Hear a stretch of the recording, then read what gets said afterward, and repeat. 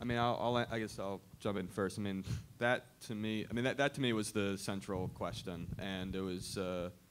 It didn't. It started more with just my personal experiences, having had a conductor who sort of, made a point of terrifying his students and his players, and that, as a drummer, that my motivation for being a good drummer was born out of fear.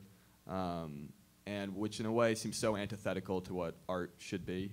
So that it sort of started from me trying to think just to grapple with my personal experiences and wonder whether they kind of said anything broader in terms of other art forms. Certainly jazz has a long and storied tradition of hostility among musicians, cutting sessions, birthing great musicians, exclusivity birthing things like bebop and free jazz and so on and so forth, and also tyrannical band leaders from Harry James to Benny Goodman to Buddy Rich.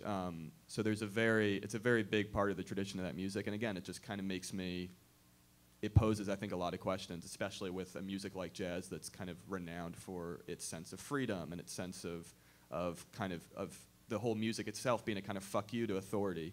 The fact that there's such an authoritative streak in a lot of big band jazz, at least, to me is kind of paradoxical and sort of interesting.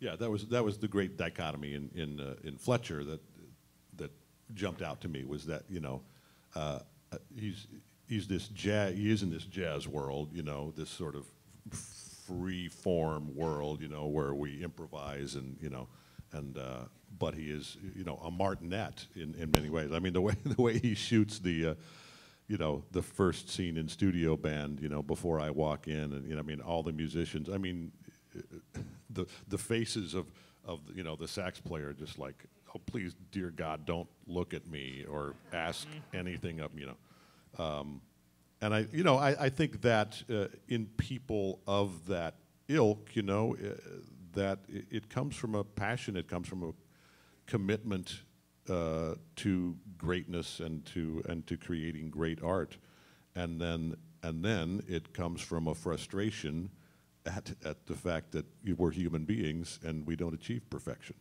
and some people handle that better than others.